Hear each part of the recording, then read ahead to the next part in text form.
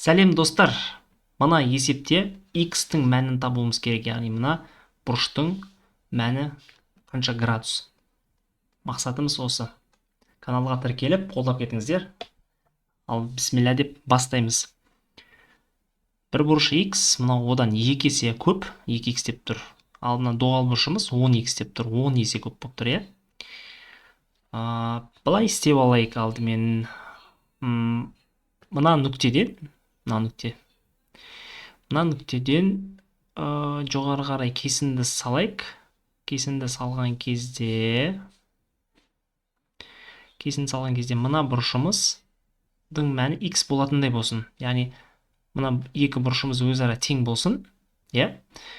Бұл екеуі тең болатын болса, онда мына үшбұрышымыз бұл тең бүйірлі үшбұрыш болады. Өйткені екі бұрышы тең ғой. Екі бұрышы тең болса, демек мына қабырғаға тең деген сөз. Бұл екі бүйір қабырғалар.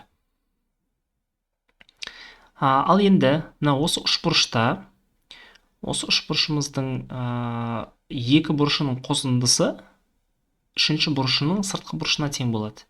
Яғни мына x бұрышқа қоссақ, үшінші бұрышымыздың сыртындағы бұрыш, ол сыртындағы бұрыш мынау. Осыған тең болады. Яғни мынау 2x-қа тең деп жазсақ болады. 2x-қа тең. 2x-қа тең болса, онда мына бұрыш пен мына бұрыш тең болып тұр ғой. Онда бұл үш бұрышымыз тең бүйірлі. Мына үш бұрышымыз тең бүйірлі болып тұр. Өйткені екі бұрышы бірдей. Демек, мына қабырғаға тең.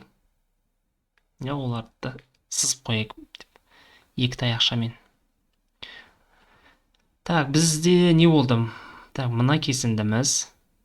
Мына кесіндіге тең, ал ол кесінді мына жоғарыдағы үшбұрыштың мына қабырғасына тең. Сонда жалпы бізде 4 кесінді бірдей болып тұр. Мына екі таяқшамен сызып қойдық олардың барлығын. Тамаша. Енді мына нүктемізбен 10x-тің мына төбесін қоссақ не болады екен? Көрейік. Геометрияда қосымша сызық сызып алу бұл өте маңызды рөлді атқарады. Эксперимент жасап көре берейік. Бізде мынау x. Мына тең бүйірлі үшбұрыш пайда болды бізде. Мына бұрышымыз мына бұрышқа тең. Өйткені мына екі қабырғасы тең болып тұр ғой. Екі қабырғасы тең болса, значит бұл бұрыштары да тең. Давайте мына бұрышымызды альфа деп белгілеп алайық. Онда мынау да альфа болады. Мына бұрышымыз x екендігі бұл басында берілген. Біздің мақсат осы x-ті табу. Мынаны бета деп қарастырып көрейік. Сонда альфаны қосамыз альфаға, қосамыз беттаға, қосамыз x-ға. 180 градус болады. Өйткені бұлардың қосындылары мына үшбұрыштың ішкі бұрыштары болып табылады. Альфа, бетта, x.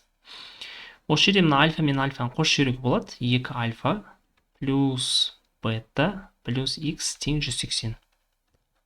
Тең 180.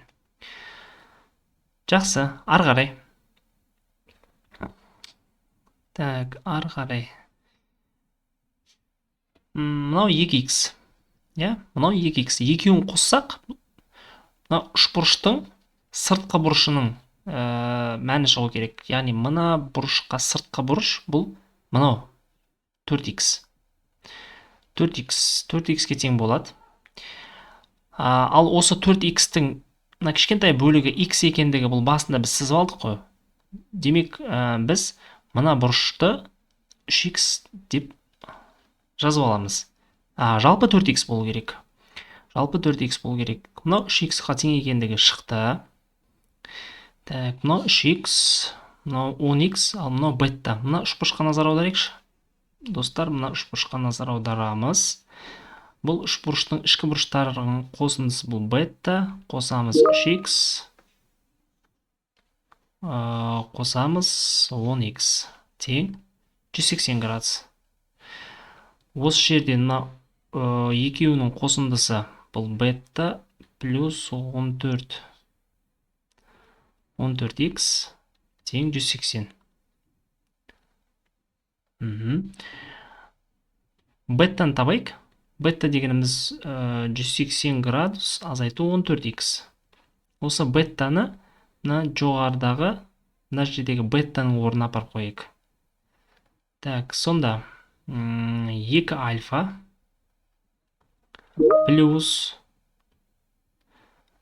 2 альфа плюс беттаның орнына 180 азайту 14x плюс x тең 180. Тең 180. Мына 180 мен мына 180 кетеді. Сонда 2 альфамыз тең болады.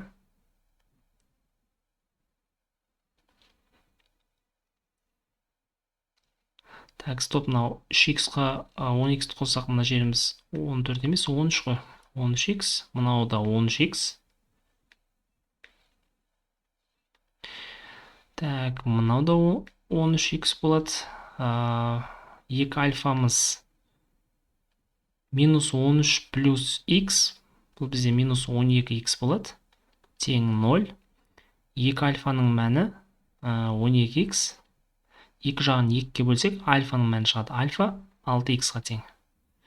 Так, осы мына жаққа қоршап қоямыз. Демек, альфаның мәнін тапсақ, x-тің мәнін 6-ға бөлу арқылы таба аламыз.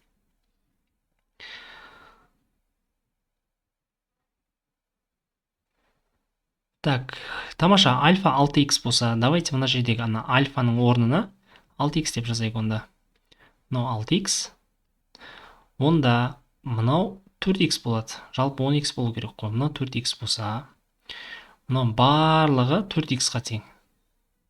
4x-ға тең. Өйткені x-ті 3x-ға қоссақ 4x болады ғой. Демек, мынау 4x, мынау 4x болса, мына қабырғамыз мынаған тең деген сөз. Яғни, мына үшбұрышымыз тең бүйірлі. Тең бүйірлі. Тең бүйірлі болса, онда жоғарыдағы мына үшбұрышымыз тең қабырғалы болып тұр ғой. Барлық қабырғалары бірдей болып тұр. Үш қабырғасы бірдей болса, онда 60 градус. Яғни, мынаны біз альфа деп белгілеп алдық. Бұл альфамыз 60 градусқа тең. Міне. Жазамыз мына жердегі альфаның орнына, яғни альфа 6x-ға тең болса, альфаның орнына 60-ты қоямыз. Тең 6x. X-тің мәнін таптық. Ол 10 градусқа тең екен.